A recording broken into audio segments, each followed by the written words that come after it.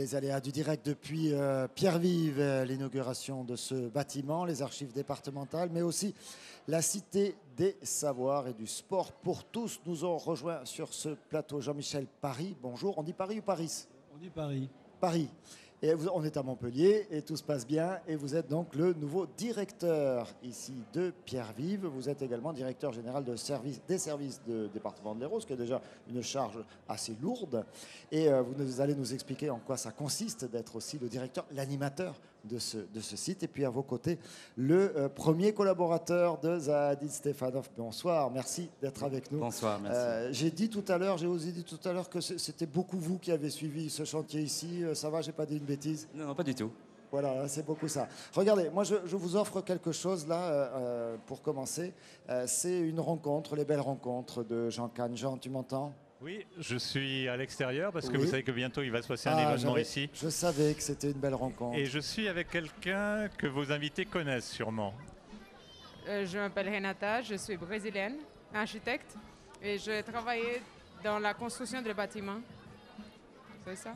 Et vous avez fait quoi? La façade. Voilà la façade. Eh bien, je vous la présente, cette façade. Elle est splendide. Votre façade.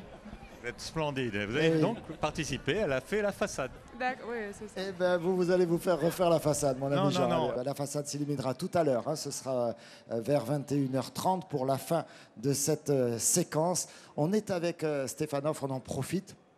Évidemment, on n'a pas fini des superlatifs, d'utiliser les superlatifs sur votre bâtiment. Vous avez écouté les réactions toute l'après-midi, toute la journée, des uns et des autres. Ça va, vous êtes rassurés? Ça séduit, ça plaît? Donc la personne qu'on vient de voir, elle travaille dans mon équipe. Oui, donc elle a vraiment fait les façades? Oui, tout à fait, tout à fait. C'était pas du tout une blague. Non? Ah non, mais on n'a pas cru un instant. Voilà, par rapport je pense que les commentaires qu'on reçoit sont très très positifs. Et je pense qu'il n'y a pas de meilleure réaction pour un architecte en fin de projet d'avoir Un bon accueil. Un bon accueil et un bon retour aussi, parce qu'on l'a construit dans le but que les gens l'utilisent et se l'approprient. Comment ça marche? Comment on travaille avec Zahadid? Comment on travaille finalement dans un cabinet d'architecture quand on est confronté à un projet comme celui-là? On dit qu'elle a fait un dessin comme ça et puis qu'après vous en faites un bâtiment. C'est ça ou ce sont des histoires qu'on nous raconte? Je pense que c'est un peu des histoires. Je pense que ça se passe comme dans tous les bureaux, dans toutes les grandes équipes. On met des idées sur la table, on les développe, on en choisit une. Et c'est majoritairement un travail d'équipe. On a entendu parler qu'il y avait plus de 300 personnes sur le chantier. Dans l'équipe de maîtrise d'œuvre, on est à certains moments entre 50 et 80 personnes. Donc toutes les idées ne viennent pas d'une seule personne, mais il y a une personne qui est le chef d'orchestre. Donc là, par exemple, quand Renata dit « j'ai fait la façade », ça veut dire quoi? C'est elle qui...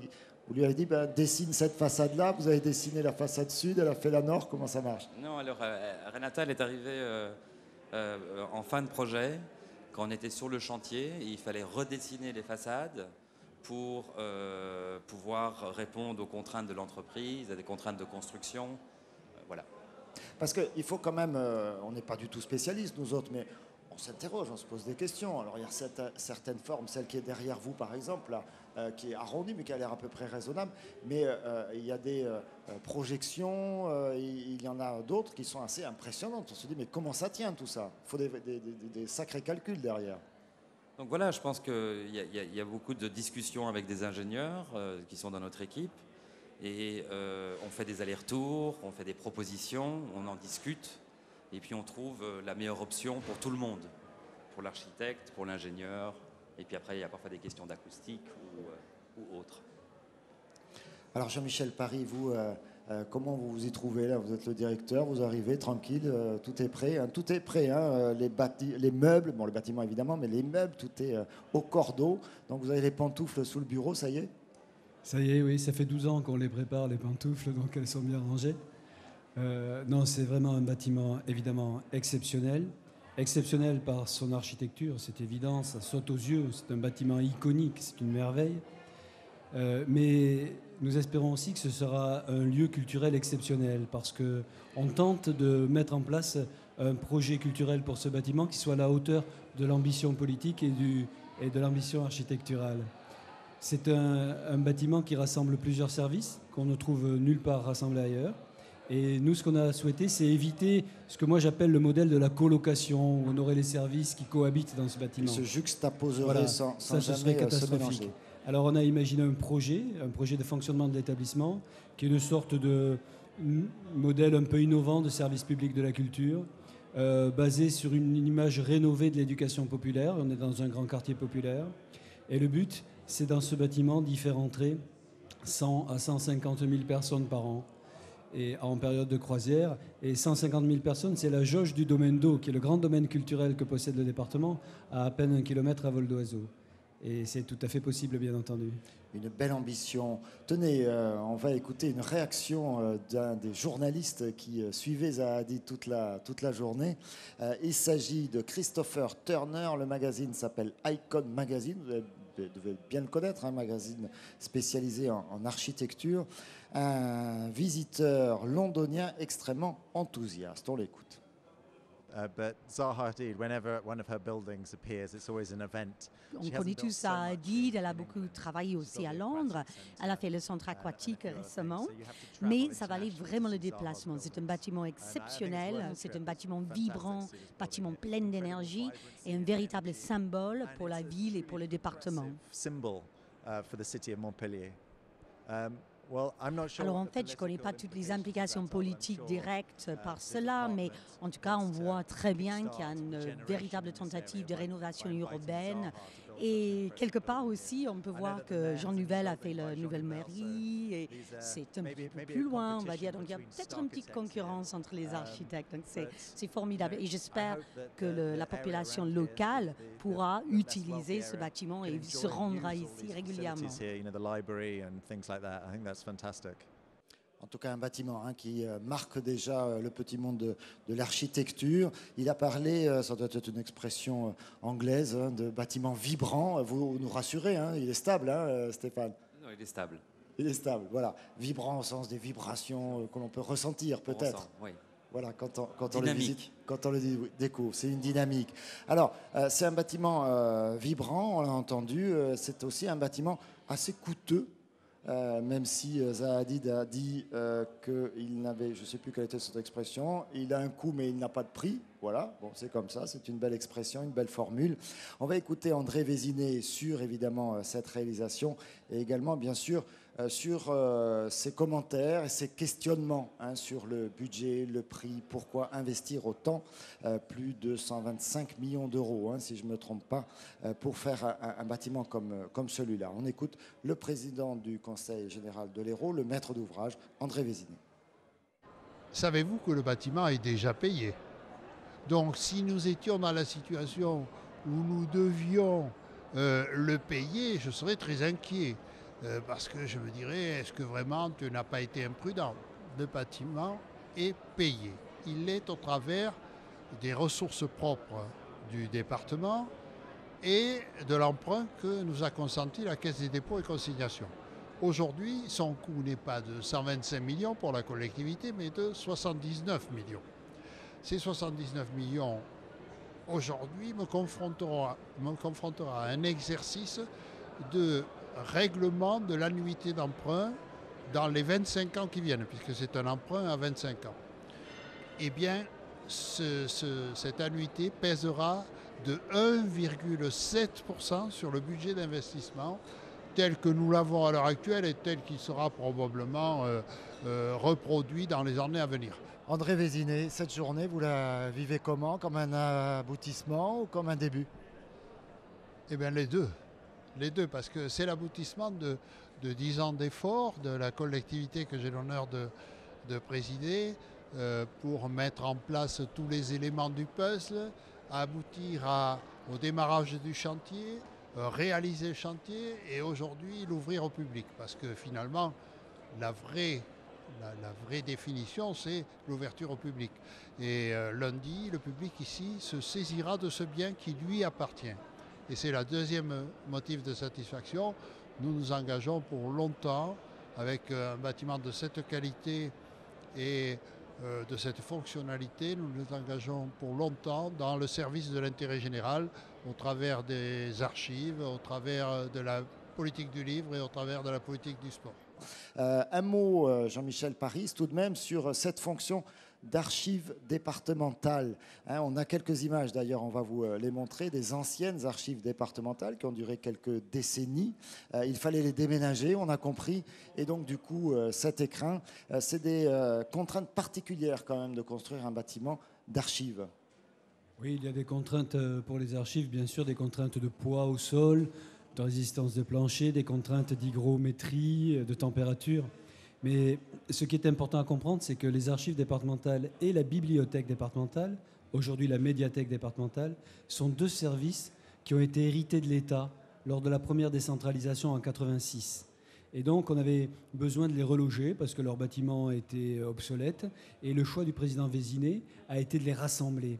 Et ça, avec le sport dans ce bâtiment aussi, pour faire tomber les barrières entre les publics, en implantant ce bâtiment dans un grand quartier populaire. Ça, c'est vraiment un geste exceptionnel. D'ailleurs, le nom du bâtiment le signifie. Hein. C'est puisé dans le tiers-livre de Rabelais lorsqu'il dit « Je ne bâtis que pierres vives, ce sont hommes ». Et ça traduit la fonction, la destination un peu humaniste de cela. Les archives, c'est un laboratoire ici pour l'ensemble des archives de France. Le directeur des Archives de France qui était là ce matin l'a dit. On l'a vu tout à l'heure, Hervé Lemoine, effectivement, me racontait que c'était un terrain de travail, d'expérimentation pour eux, notamment au niveau de ce problème de climatisation dont on entend souvent sur parler. Les aspects techniques de climatisation qui sont très complexes pour les documents anciens, mais aussi sur le fait qu'on a 3 salles accessibles au public ici. Avec une salle, le cœur du réacteur, la salle de consultation des originaux que Stéphane a dessiné, dont il a dessiné les meubles au-delà du bâtiment, et des meubles exceptionnels d'ailleurs, et aussi une sorte de médiathèque de l'histoire. Et ça, il n'y a pas un autre dépôt d'archives en France qui a cette volonté de s'ouvrir aussi largement au grand public. 60 km, on le rappelle, d'archives possibles ici à Pierre-Vive. Stéphane Hoff, vous allez revenir régulièrement pour voir comment vit ce bâtiment, comment justement les habitants se l'approprient.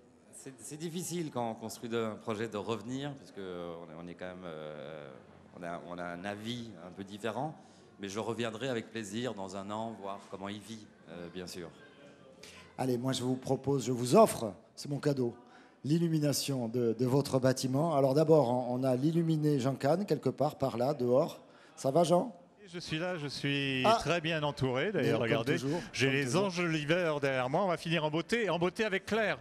Claire qui a passé 2 jours avec l'architecte. 2 jours passés avec Zaha Hadid, c'est un honneur, c'était un bonheur. Et comment ça se fait? Eh bien, écoute, comment je peux t'expliquer ça? Ne m'explique pas. C'est une grande dame. Voilà, c'est une grande dame. Elle est ouverte, elle est gentille. Alors là, on vient d'avoir le bain de foule. Ouais. Elle est fatiguée. Ouais, j'ai l'autographe. J'ai toujours l'autographe. Toi, tu as eu l'autographe, en fait, tu vois. Donc star. Ça veut dire que vraiment, elle a été ouverte à tout le monde. Voilà, moi aussi, on est ouvert. Nous aussi, regardez, on va s'ouvrir. Et derrière nous, il y a les enjoliveurs.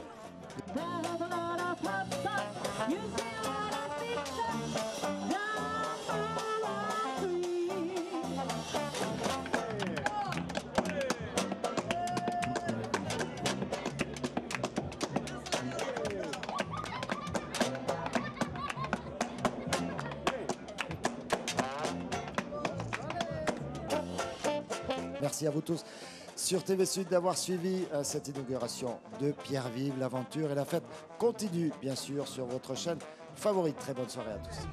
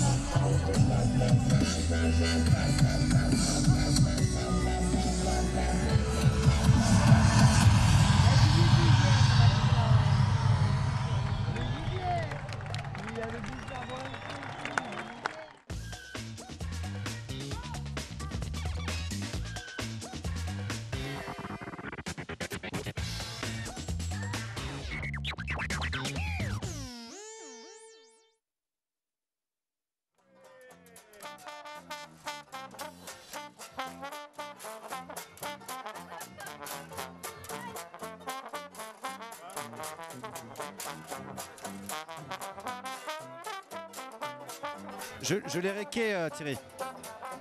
J'ai enregistré, je fais le racan.